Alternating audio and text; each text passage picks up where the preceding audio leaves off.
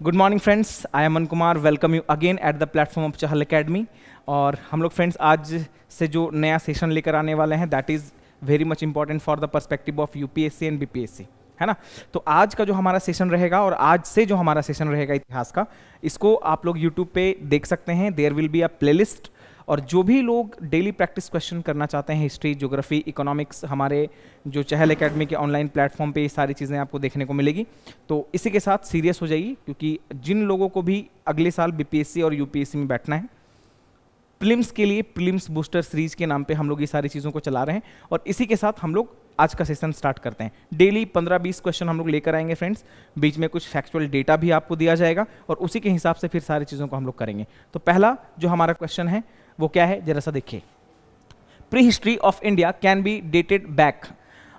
ये बोल रहा है, सिंपल सा फैक्चुअल क्वेश्चन है। ऐसे क्वेश्चंस की एग्जाम में आने की संभावना तो कम है, लेकिन आपके बेसिक अंडरस्टैंडिंग के लिए बहुत ज़्यादा महत्वपूर्ण हो जाती है। तो भारत का प्रागैतिहासिक काल, मतलब ये प्री हिस्ट्री के बारे में बोल रहा है, ये 50,000 बीसी का है ना। 5 लाख बीसी, ये 5 लाख बीसी है, मतलब 5 लाख, है ना।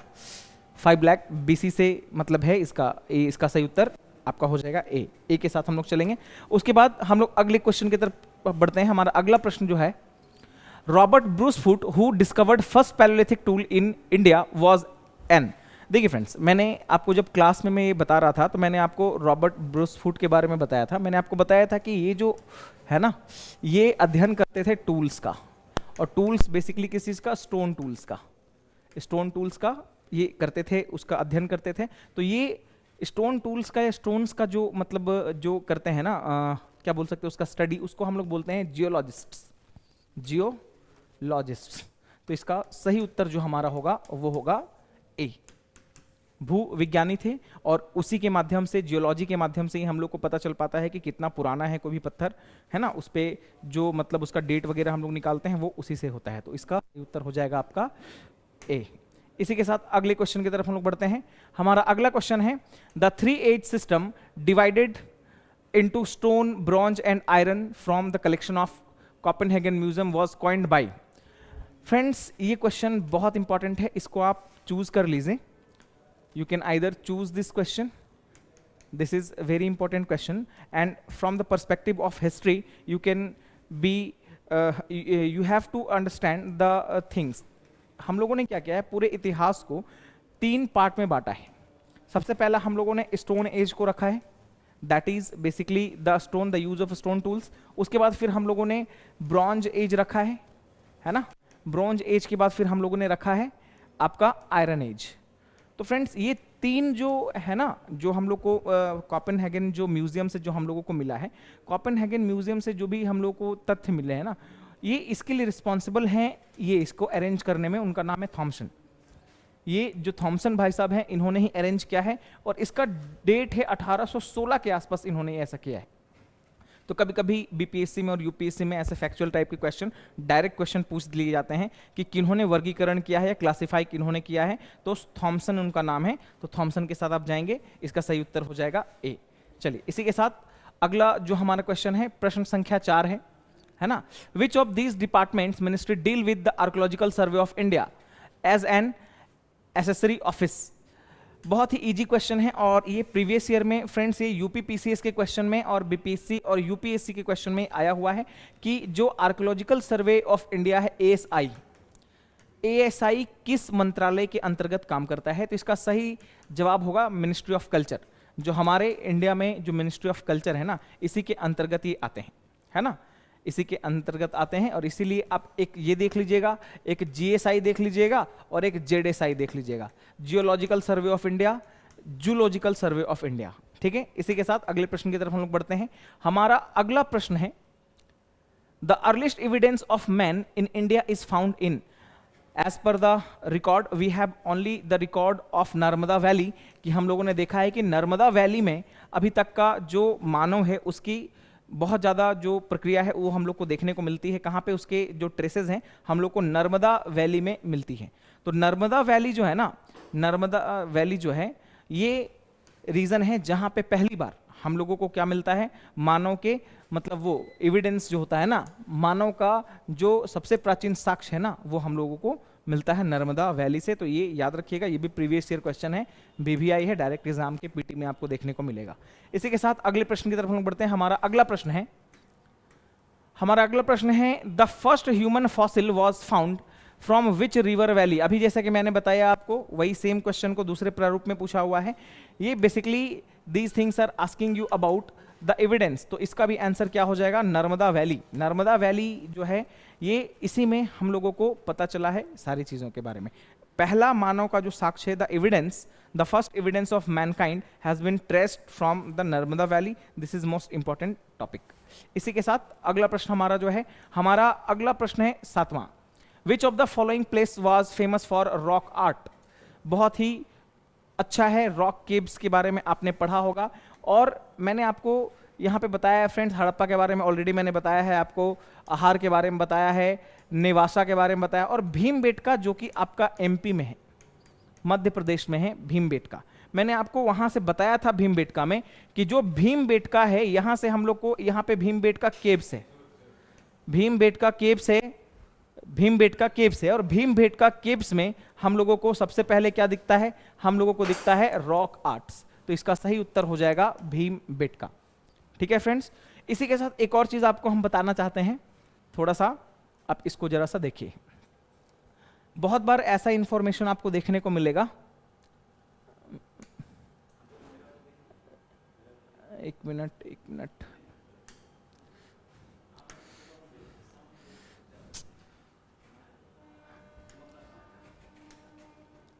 एक चीज मैं आपको बताना चाह रहा हूं यहाँ पे, वो आपके लिए काफी बेनिफिशियल होगा।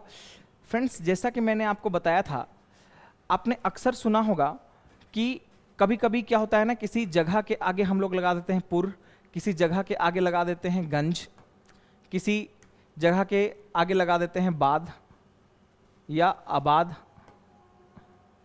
तो ऐसा क्यों करते हैं हम लोग, है ना?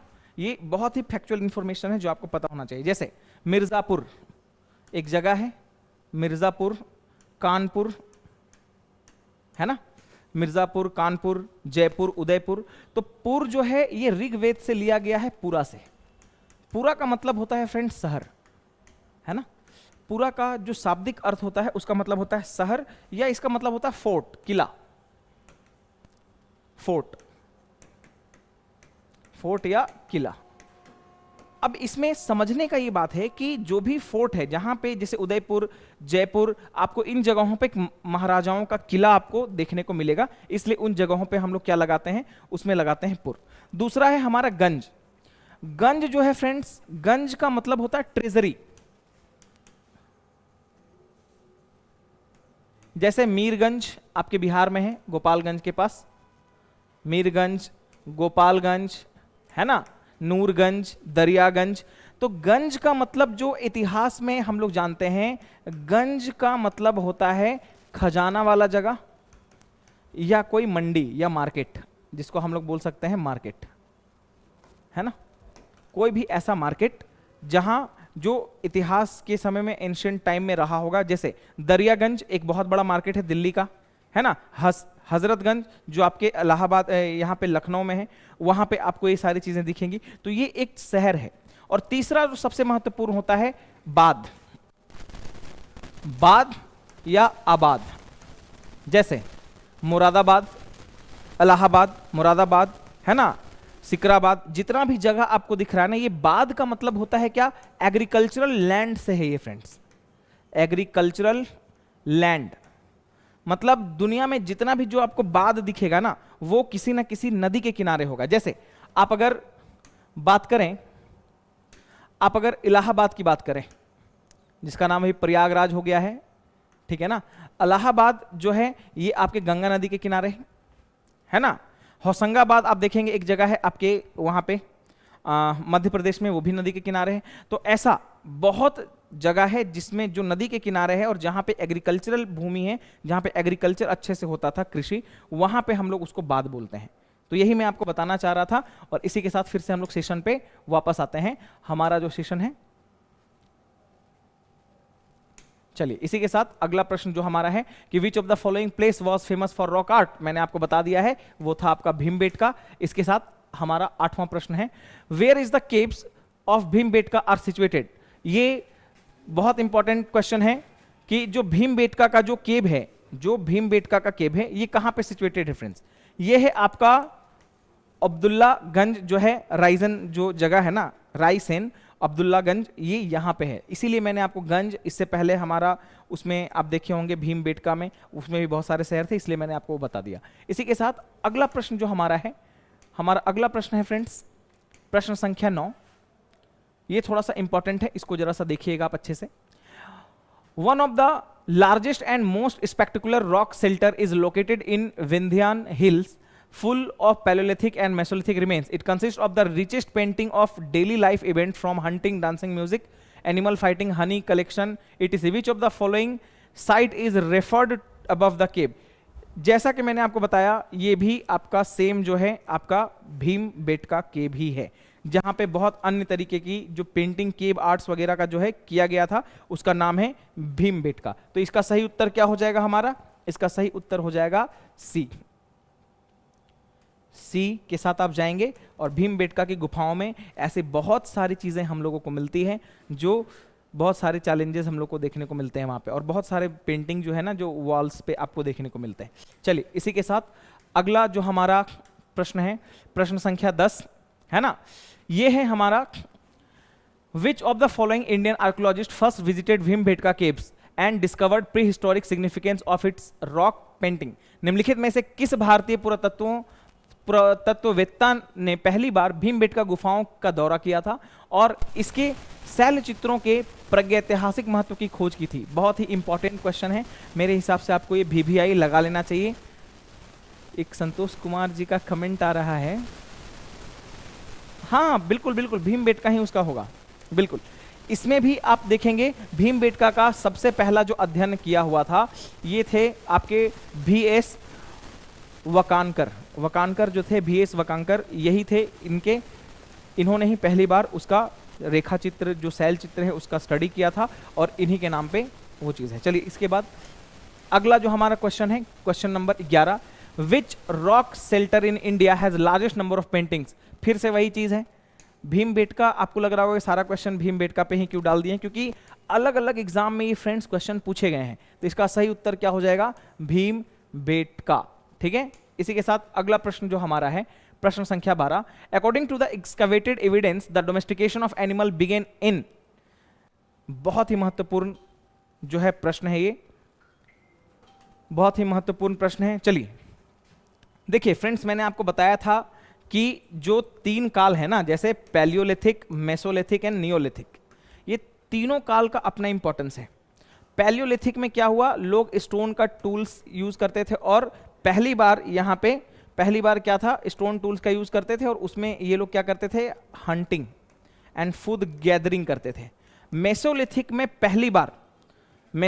पहली बार क्या होता है, डोमेस्टिकेशन ऑफ एनिमल, मतलब पशु को पालतू बनाने का प्रक्रिया वहीं से चालू हुआ, और जो पहला पशु था जिसको पाला गया था उसका नाम था कुत्ता, है ना, डॉग को पहली बार हम लोगों ने क्या किया था, सबसे पहले उसका हम लोगों ने डोमेस्टिकेशन किया था। तो ये आपको पता होना चाहिए। तो इसका मध्य पाषाण काल होगा, और एग्रीकल्चर या सेटलमेंट आपका नियोलिथिक का ये हो जाएगा। हालांकि मेसोलिथिक के लेटर पार्ट से भी एग्रीकल्चर का हम लोग को मिलता है सिग्निफिकेंस, और उसका मतलब ट्रेसेस मिलता है, लेकिन वो सिस्टमेटिक एग्रीकल्चर नहीं था, वो एग्रीकल्चर जैसे तैसे हो रहा था, लेकिन सिस्टमेटिक एग्रीकल्चर पहली बार हम लोगों को नियोलिथिक पीरियड में देखने को मिलेगा।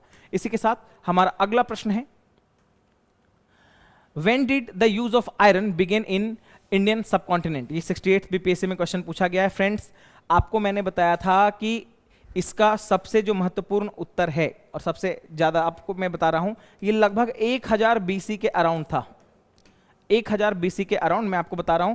मैंने आपको बताया था 1750 के आसपास जो है, ये आपका 1750 के आसपास आपका ये इंडस वैली सिविलाइजेशन का लेटर फेज था। और मैंने आपको बताया था कि 1500 से 1000 का जो BC का पीरियड है, ये आपका है ऋग्वैदिक पीरियड, और 1000 BC से लेके जो 600 BC तक का पीरियड है, ये आपका है लेटर वैदिक पीरियड। तो फ्रेंड्स, ये जो 1000 के अराउंड है ना, ऋग्वैदिक पीरियड के लेटर फेज में, ये हम लोगों को दिखा। तो इसका सही उत्तर हो जाएगा none of the above. None of the above, क्योंकि यहाँ 12,000 वर्ष पूर्व ये दिया है, ये गलत है, तीनों का तीनों ये गलत है, तो 1000 ईसा पूर्व में ये होगा, ठीक है, 1000 BC। चलिए इसी के साथ अगला प्रश्न हम लोग करते हैं। हमारा अगला प्रश्न है, in Mesolithic context evidence of animal domestication has been found at, बहुत ही इंपॉर्टेंट कि हम लोग को सबसे पहली बार जो है कहां पे देखने को मिलता है साक्ष्य डोमेस्टिकेशन ऑफ एनिमल, ये कहां पे मिलता है, ये हम लोगों को मिलता है आदमगढ़, है ना, ये हम लोग को मिलता है आदमगढ़ में, आदमगढ़ में ही ये हम लोग को मिलता है, और ये इतिहास का सबसे महत्वपूर्ण साक्ष्य है, ठीक है, इसको आप ढंग से एक बार देख लीजिएगा और इसमें भी VVI लगा लीजिएगा, आपको डायरेक्ट क्वेश्चन एग्जाम में देखने को मिलेंगे। चलिए इसी के साथ हमारा अंतिम प्रश्न जो आज का है वो हमारा है, which among the following sites provide evidence of domestication of animal in the Mesolithic period. जल्दी से इसका सही उत्तर बताइए, इसका सही उत्तर क्या है, इसका सही उत्तर निम्नलिखित में से कौन सा स्थल मध्य पाषाण काल में पशुओं के पालतू बनाए जाने का प्रमाण है। इसका सही उत्तर होगा आपका बागोर, बागोर जो है इसका सही उत्तर होगा बागोर होगा, और ये VVI है फ्रेंड्स। इसी के साथ आज जो है हम लोग इस चीज को कर चुके हैं और अगले क्लास में हम लोग इसको फिर से अलग तरीके से देखने का प्रयास करेंगे, अगला सेशन जल्दी ही लेकर आएंगे। चलिए तब तक के लिए धन्यवाद, आपका दिन मंगलमय हो, all the best for your preparation.